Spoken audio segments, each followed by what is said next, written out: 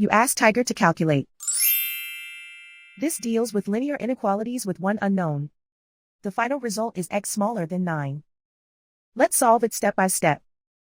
Simplify the expression. Simplify the arithmetic.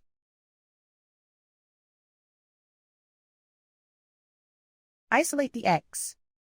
Divide both sides by 2.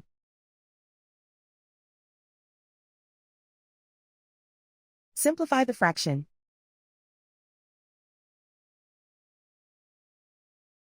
Find the greatest common factor of the numerator and denominator.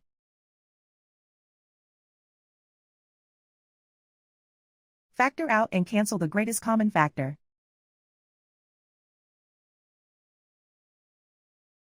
Plot the solution on a coordinate grid. And so the final result is x smaller than 9.